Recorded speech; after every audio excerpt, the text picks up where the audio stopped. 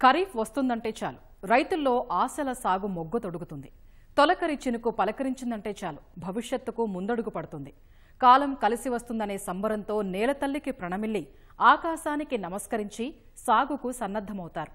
కానీ రైతులకు విత్తనం లభ్యతనే ఓ పరీక్షగా కనిపిస్తోంది. అసలేదో నకిలీదేదో తెలియక అవస్థలు ఎదుర్కోవాల్సి వస్తోంది. కమిషన్లకు కకృతిపడే డీలర్ల మాయాజాలాన్ని తెలుసుకోవడం కష్టంగా మారుతోంది. ఇదేదో ఈ ఏడాది మాత్రమే ఎదురైన ముప్పు కాదు, ప్రతి ఏటా చుట్టుముట్టే ముప్పుగా పరిణమిస్తున్న సమస్యనే. రైతే రాజు అని మురిపించడం తప్పితే వారి బాగోగుల్ని పట్టించుకోవటంలో అధికారులు పాలకులు పూర్తిగా విఫలమయ్యారు. ఫలితంగా విత్తనాలు నేలలో నాటకముందే దిగుబడి ప్రశ్నార్థకంగా కనిపిస్తోంది. అసలు విత్తన దశలో జరుగుతున్న తంతేంటి, ప్రభుత్వాల బాధ్యత ఏంటి, ఇప్పుడు చూద్దాం.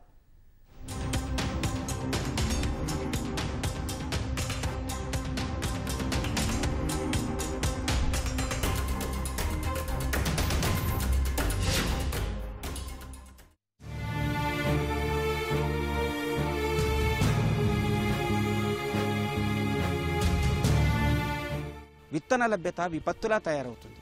డీలర్ల వ్యవహారం పద్మవ్యూహంలా మారుతుంది.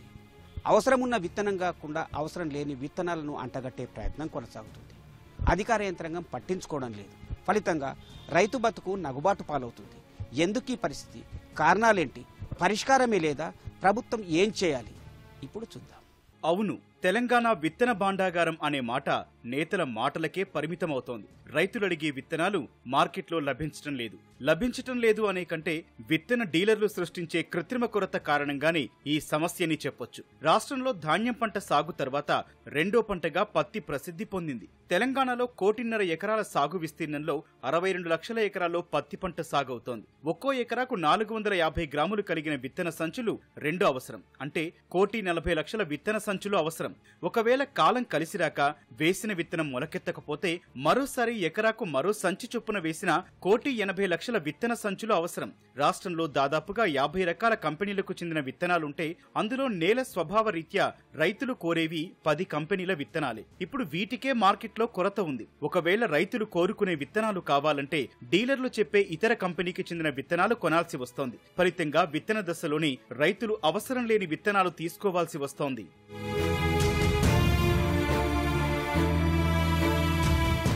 పంటల సాగు సజావుగా సాగాలంటే కేంద్ర రాష్ట్ర ప్రభుత్వాలు అన్నదాతలకు బాసటగా నిలవాలనే నిబంధనలు ఆచరణలోకి రావటం లేదు. తెల్ల బంగారంగా పత్తికి పేరుందే తప్పితే దాన్ని పండించే రైతుల బతుకులు నల్లబారుతున్నా పాలకులు పట్టించుకోవటం లేదు. ఆదిలాబాద్, కొమ్రంభీం, ఆసిఫాబాద్, నిర్మల్, మంచిర్యాల, వరంగల్, ఖమ్మం, కరీంనగర్ లాంటి జిల్లాల్లో పత్తి విత్తనాల కృత్రిమ కొరత రైతుల పాలిట శాపంగా పరిణమిస్తోంది. తొలకరి పలకరించక ముందే పంటల సాగు, విత్తనాల అవసరంపై ముందస్తు ప్రణాళికను రూపొందించడంలో వ్యవసాయ శాఖ విఫలమవుతోంది. ఉదాహరణకు ఉమ్మడి ఆదిలాబాద్ జిల్లాలో 12 లక్షల ఎకరాల్లో పత్తి సాగవుతుందనే ప్రాథమిక అంచనాకు అనుగుణంగా 36 లక్షల పత్తి సంచులు అవసరం ఉంటే ఇప్పుడు అన్ని రకాల కంపెనీలకు చెందిన వాటితో కలిపి కేవలం 10 లక్షల సంచులే అందుబాటులో ఉన్నట్లు వ్యవసాయ శాఖనే నిర్ధారించింది. అందులోనూ రైతులు కోరుతున్న పత్తి రకం విత్తనాలు కేవలం 3 లక్షల సంచుల్లోపే ఉండటం రైతులను ఆందోళనకు గురి చేస్తోంది. ఇదే అదునుగా డీలర్లు కృత్రిమ కొరత సృష్టించి రైతులకు అవసరమున్న ఒక విత్తన సంచి కావాలంటే అవసరం లేని 2 విత్తన సంచులు కొని అనధికార నిబంధన అమలవుతోంది. దీని ద్వారా రైతుకు అనవసరమైన ఆర్థిక భారం మీద పడుతుంటే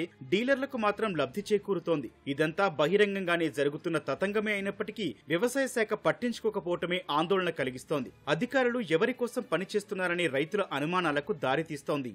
విత్తన సంస్థలు అనేటువంటిది మూలపడడం వల్ల మొత్తం ప్రైవేటు వ్యాపారుల, ప్రైవేటు కంపెనీల మీద ఆధారపడవలసినటువంటి స్థితి ఈ రైతాంగానికి అనేటువంటిది వచ్చింది. ఇది సరిగ్గా గుర్తించడం లేదు. ప్రభుత్వాలు మారినా రైతుల యొక్క దుస్థితి మారడం అనేటువంటిది లేదు. అందుకని ఎక్కువ రైతులు ప్రతి సంవత్సరం నష్టపోవడం అనేటువంటి జరుగుతున్నది. కల్తీ విత్తనాలు, నాణ్యమైన విత్తనం లేకపోవడం వల్ల ఏదో ఒక డిమాండ్ మేరకు ఇప్పుడు ఈ సంవత్సరం 659 అనేటువంటిది ఒక 10 సంవత్సరాలు రైతులు గుర్తించారు.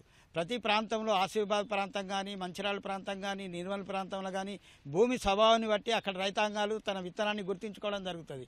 కానీ ఆ రకంగా విత్తనాలు అందించకపోవడం అనేటువంటిది ఒక ప్రణాళికబద్ధంగా లేదు. అక్కడ కూర్చుండి వ్యవసాయ అధికారులు కానీ, వ్యవసాయ మంత్రి కానీ ఒక ఏదో నామమాత్రంగా చెప్తున్నారు, రైతుల నుంచి వ్యతిరేకత రాకుండా చెప్తున్నారు తప్ప వాస్తవ పరిస్థితులు అనేటువంటిది గమనించడం లేదనేటువంటిది మేము చెప్పదలుచుకున్నాం. రైతులకు అవసరమైనటువంటి CSH 659 అనే విత్తనం చాలా డిమాండ్ గలది. ఇది సరైన స్టాక్ లేదు అనేటువంటి విషయాన్ని డీలర్లు తెలియజేస్తున్నారు. డీలర్లకు ఈ స్టాక్ను అంటే అందుబాటులో ఉన్నా కానీ తర్వాత బ్లాక్ మార్కెట్ చేసుకుంటున్నారు వాళ్ళు డీలర్లు. తర్వాత అధికారులు కూడా డీలర్లతో కుమ్మక్కై విత్తనాలని దాచిపెట్టి రైతులకు అందుబాటులో లేకుండా చేస్తున్నారు. తర్వాత ఈ కల్తీని అరికట్టి కల్తీ లేని విత్తనాలను అందిస్తూ కల్తీకి పాల్పడేటువంటి వారి మీద డీలర్ల మీద కఠిన చర్యలు తీసుకొని ప్రభుత్వానికి అంటే కఠిన చర్యలు తీసుకొని రైతుల్ని ఇబ్బందులకు గురి చేయకుండా చర్యలు తీసుకోవాలని ప్రభుత్వాన్ని మేము డిమాండ్ చేస్తున్నాం. ఆకలికి అన్నం ఎంత ముఖ్యమో, దాహమేస్తే నీళ్ళెంత ముఖ్యమో, నాణ్యమైన పత్తి దిగుబడికి విత్తనము అంతే ముఖ్యం. కానీ ఇప్పుడు రైతుకు అదే పరీక్షగా మారుతుంది. నకిలీ విత్తనాన్ని అరికట్టడంలో అధికార యంత్రాంగం విఫలమవుతుంది. ఫలితంగా రేపు నాణ్యమైన పత్తి ఏది అని ఎవరన్నా ప్రశ్నిస్తే సమాధానమేంటి? రైతులదే? ఇప్పుడు నియంత్రించలేని అధికార యంత్రాంగందే? ఆలోచించాల్సిందే. రాష్ట్రంలో వర్షాధారంపై ఆధారపడి సాగయ్యే దీర్ఘకాలిక పంట పత్తి. వ్యవసాయ రంగంలో విప్లవాత్మకమైన మార్పులు వచ్చినప్పటికీ పత్తి విత్తనాల ఉత్పత్తి విధానమంతా ప్రైవేటులో జరుగుతోంది. ప్రభుత్వ పరంగా ప్రతి జిల్లాకో వ్యవసాయ పరిశోధన స్థానం, కృషి విజ్ఞాన కేంద్రం, పట్టభద్రులైన వ్యవసాయ శాస్త్రవేత్తలు ఉన్నప్పటికీ విత్తనాలు తయారు చేసే విధానం ఉందా అంటే లేదనేది నిర్వివాద అంశమే. హైబ్రిడ్ రకం విత్తనాలు అందుబాటులోకి వచ్చిన తర్వాత రైతులు ఇంటి వద్ద విత్తన శుద్ధి చేసుకునే ప్రక్రియ ఆగిపోయింది. అంతా ప్రైవేటు కంపెనీలపై ఆధారపడక తప్పటం లేదు. పోనీ ప్రైవేటు కంపెనీలు విక్రయించే విత్తనాల నాణ్యతనేమైనా పరిశీలించే విధానం ఉందా అంటే అదీ లేదు. పంట చేతికొచ్చి మార్కెట్ యార్డులకు అమ్మకానికి వచ్చినప్పుడు మళ్లీ పింజ పొడవు, దారం, తేమ సరిగా లేదనే సాకుతో మద్దతు ధరలో కోత పడుతోంది. అంటే పంట అమ్మకానికి వస్తే తప్పితే విత్తనాలు నాణ్యత నిర్ధారణ కావటం లేదనే విషయం బహిర్గతమవుతోంది. ఇది ముమ్మాటికి కంపెనీలు విత్తనాల అమ్మకాల పేరిట రైతులను నిలువునా మోసం చేసే దందాని, అన్నదాతలను దగా చేసే కుట్రే. ఇందులో అధికారులు, ప్రజాప్రతినిధులు పాత్రధారులే అనేది కాదనలేని సత్యమే. నిజంగానే మేలు రకమైన విత్తనాలు అమ్మకాలే జరిగితే రైతులు కోరుతున్న విత్తనాలు ఎందుకు ఇవ్వటం లేదనే ప్రశ్న ఉత్పన్నమవుతోంది. ప్రతి మండలానికో వ్యవసాయ అధికారి, మరో వ్యవసాయ విస్తరణాధికారి ఏం చేస్తున్నట్టు? టాస్క్ ఫోర్స్ బృందాల పేరిట చేసే దాడుల్లో దొరికిన డీలర్లపై తీసుకున్న చర్యలేంటి అనేవి సమాధానాలు లేని ప్రశ్నలే. గుజరాత్, మహారాష్ట్ర, ఆంధ్రాలోని కొన్ని ప్రాంతాల నుంచి వచ్చిన BT3 పేరిట ఆదిలాబాద్, కుమ్రంభీం, ఆసిఫాబాద్ జిల్లాల్లో విక్రయాల దందా జోరుగా సాగుతోంది. కలుపు మొక్కలకు ఆస్కారం ఉండదని, ఎకరాకు 10 నుంచి 15 క్వింటాల దిగుబడి వస్తుందనే కంపెనీల మాయమాటలకు మోసపోతున్న పత్తి రైతులు అప్పుల ఊబిలో చిక్కుకుంటున్నారు.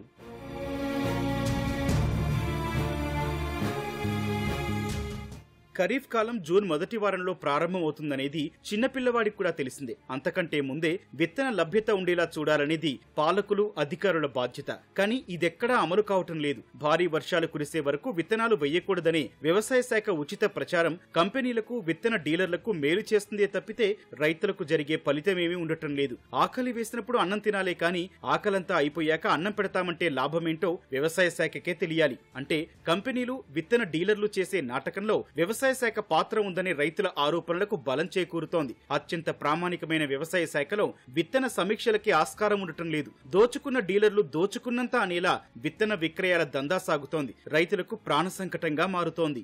ప్రతి సంవత్సరం పత్తి విత్తనాల కొరత ఏర్పడుతున్నది. అది అధికారులకు, నాయకులకు, రైతులకు అందరికీ తెలిసిన విషయమే.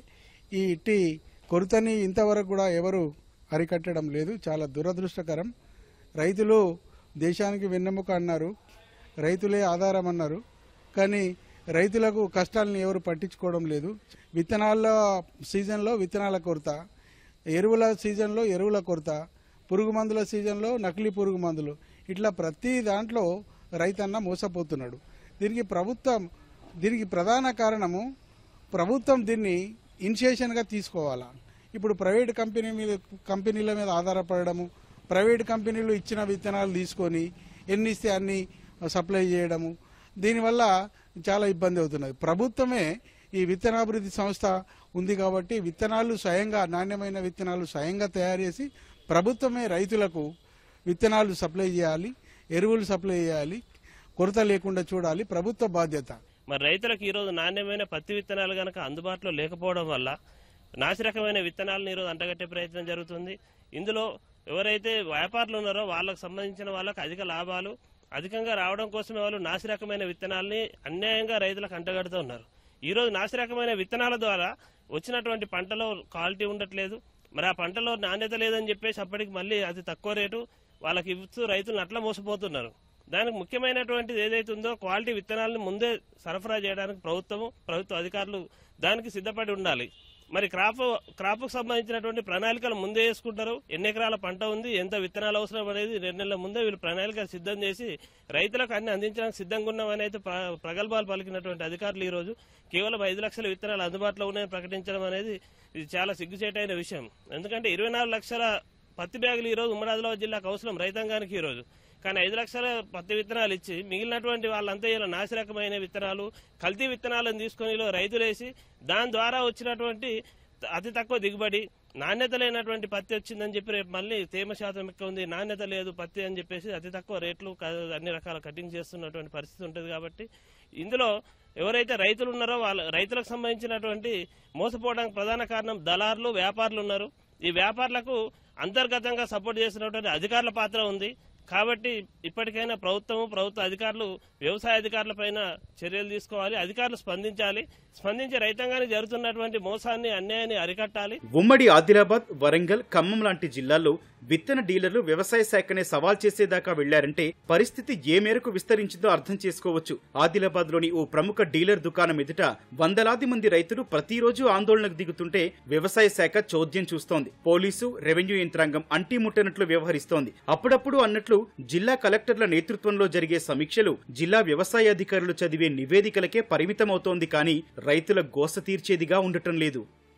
వ్యవసాయ రంగంలో విప్లవాత్మకమైన మార్పు వచ్చింది. అరకలకు బదులు ఆధునిక యంత్రాల వినియోగం పెరిగింది. కానీ విత్తన దశలో జరుగుతున్న మోసాలను అరికట్టే ప్రయత్నమే జరగడం లేదు.